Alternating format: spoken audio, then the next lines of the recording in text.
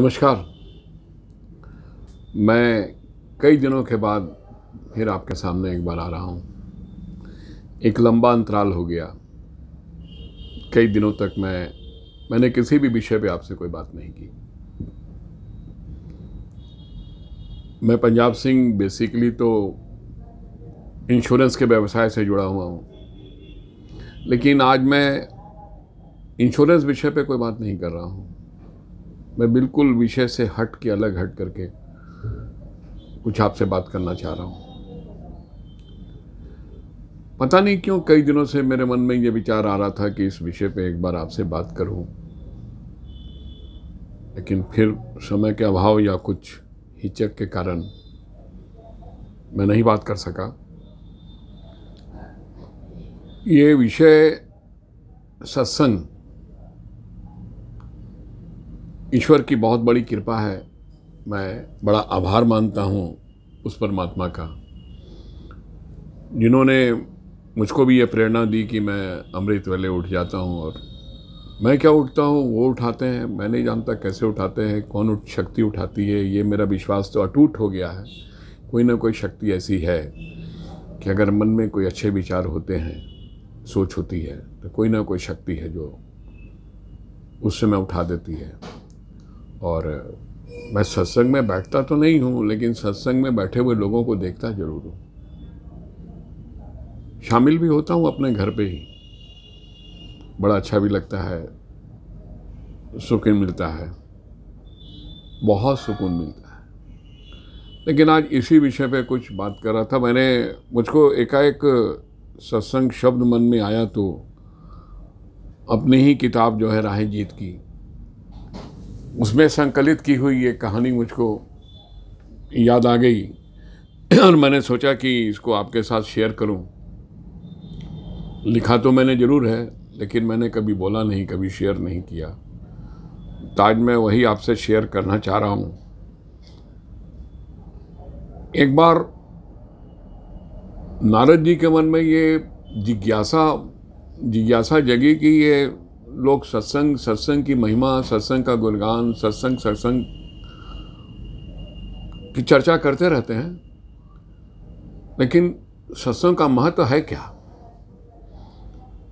तो नारद जी अपनी जिज्ञासा को लेके वो भगवान के पास गए और पूछा, भगवान, लोग सत्संग करते हैं, लेकिन इस सत्संग का महत्व क्या है? सत्संग शब्द तो नाम से ही पता चल रहा है, सत्संग, लेकिन इसका महत्व क्या है? भगवान मुस्कुराए और कहा, नारद जी, अगर आप अपने प्रश्न का उत्तर चाह रहे हैं, तो आपको इसके लिए मृत्युलोक जाना होगा। आप मृत्युलोक जाइए और नारद जी, एक गांव का पता बताता हूं, उसमें गांव के बाहर ही एक बरगद का पेड़ होगा। उस पेड़ की खो में एक गिलहरी बैठी होगी। आप गिलहरी से पूछना सत्संग का महत्व क्या है, आपके प्रश्न का उत्तर वहां से मिल जाएगा। नारद जी मृत्युलोक गए, बताए हुए गांव में भी गए, पेड़ भी मिला, गिलहरी भी मिली। और नारद जी ने उस गिलहरी से पूछा कि गिलहरी, सत्संग का महत्व क्या है? इतना सुनते ही, सत्संग सुनते ही गिलहरी ने प्राण त्याग दिया। नारद जी को समझ में नहीं आया कि मैंने तो एक प्रश्न मात्र किया और इसने प्राण त्याग दिया। थोड़ा बेचैन भी हुए, विचलित हुए। फिर भगवान के पास गए, कहा, भगवान, आपके बताई जगह पे गया, मुझको गिलहरी मिली, मैंने गिलहरी से प्रश्न किया और मेरा प्रश्न सुनते ही, जैसे ही मैंने प्रश्न किया सत्संग का महत्व, इतना बोला ही था कि उसने अपने प्राण त्याग दिए। मेरे सवाल का जवाब तो मिला नहीं। भगवान ने मुस्कुराते हुए कहा कि नारद जी, जवाब चाहिए? बोले, हाँ प्रभु, इसलिए तो मुझको जिज्ञासा है मेरे मन में। तो बोले, अच्छा ऐसा कीजिए, इस बार मैं आपको दूसरे गांव का पता बता रहा हूँ। वहाँ एक अमरूद का पेड़ मिलेगा। उस पेड़ पे एक तोता बैठा होगा और तोते से पूछिएगा कि सत्संग का महत्व क्या है। उम्मीद है कि इस बार आपको आपके प्रश्न का उत्तर मिल जाएगा। नारद जी गए, मृत्युलोक फिर से गए, गांव भी मिला, अमरूद का पेड़ भी मिला, तोता भी मिला। नारद जी ने वही सवाल तोते से किया कि है तोते, क्या तू बता सकता है कि सत्संग का महत्व क्या है? इतना अभी प्रश्न नारद जी पूरी तरह से प्रश्न भी नहीं कर पाए थे कि तोता ऊपर से फड़फड़ाने लगा और नीचे गिरा और प्राण त्याग दिया। नारद जी अब तो और विचलित हो गए कि ये कैसा सवाल है कि मैं जिससे पूछता हूं वो प्राण त्याग देता है। समझ में नहीं आया, बड़ा निराश हुए। निराश होकर के फिर से गए भगवान के पास, कहा कि भगवान, मैंने तो तोते से सवाल किया, तोता मिला मुझको, मैंने उससे प्रश्न किया, लेकिन सत्संग शब्द सुनते ही उसने प्राण त्याग दिए। मेरा प्रश्न भी पूरा कहां सुना उसने? ये कैसा प्रश्न है प्रभु? भगवान मुस्कुरा ही रहे थे। ताकि नारद जी जवाब चाहिए। बोले प्रभु, मन में जिज्ञासा तो है, इसलिए तो मैं जा रहा हूं, लेकिन कैसा सवाल है कि जो सुनता है वो प्राण त्याग देता है। अच्छा, एक बार और कोशिश कीजिए, मृत्यु लोग जाइए। पुराने गांव में एक ग्वाला होगा और उसकी गाय ने रात में ही बछड़े को जन्म दिया है। उस बछड़े से पूछिए, वो आपका जवाब दे देगा। नारद जी ने संकोच भरे शब्दों में कहा कि प्रभु, अगर बछड़े को भी कुछ हो गया तब तो गोहत्या का पाप लग जाएगा। मेरी तो हिम्मत नहीं है कि मैं जाऊं। नारद जी, अगर आपको अपने सवाल का जवाब चाहिए तो आपको तो जाना होगा। नारद जी के मन में जिज्ञासा और बढ़ते जा रही थी कि यह सवाल कैसा है और इसका जवाब कैसे मिलेगा। बड़ी हिम्मत जुटाई और फिर से गए। मृत्यु लोग गए और भगवान के बताए पते पे पहुंचे और उस पते पे जाके उन्होंने उस ग्वाले से भी मुलाकात हो गई उनकी, और वो गाय भी मिली और वो बछड़े से भी मिल गए।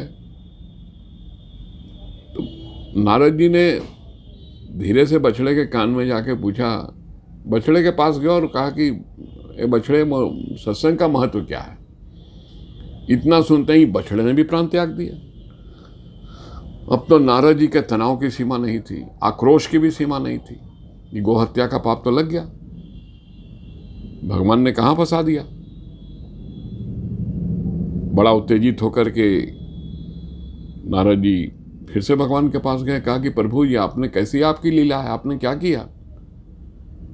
मैंने तो एक छोटा सा सवाल किया था कि सत्संग का महत्व क्या है, और आपके बताए हर रास्ते पे गया, लेकिन जिसने भी इस प्रश्न को सुना उसने अपने प्राण त्याग दिए। और प्रभु, गो हत्या का पाप लग गया। लेकिन भगवान के चेहरे पे मुस्कान थी कि नारद जी, अभी भी आपके मन में जिज्ञासा है? तो नारद जी ने कहा, प्रभु, जिज्ञासा तो बनी हुई है ना, सवाल का जवाब तो मिला नहीं है। जिज्ञासा तो है लेकिन हिम्मत नहीं है। नारद जी, अगर आपको अपने सवाल का जवाब अगर लेना है तो ये आखिरी बार, ये लास्ट चांस है।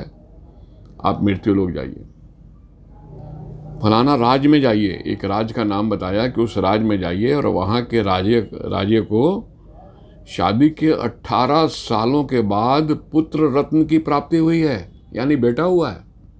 शादी के 18 सालों के बाद, यानी राजकुमार पैदा हुआ है। उस राजकुमार से पूछिए कि सत्संग का महत्व क्या है। अब तो नारद जी की हालत खराब। प्रभु, कहाँ भेज रहे हैं? अगर राजकुमार को भी कुछ हो गया तो एक तो घर का चिराग बुझेगा और मेरा क्या होगा? एक सवाल के लिए इतना बड़ा जोखिम उठाने की बात। लेकिन नारद जी, आपको अपने सवाल के जवाब के लिए ये जोखिम तो उठाना पड़ेगा। बस ये अंतिम चांस है, आप जाइए। मुझे आशा ही नहीं, पूर्ण विश्वास है कि आपके सवाल का जवाब यहां मिलेगा। नारद जी जिज्ञासा को दूर करने के लिए ये जोखिम उठाने को तैयार हो गए।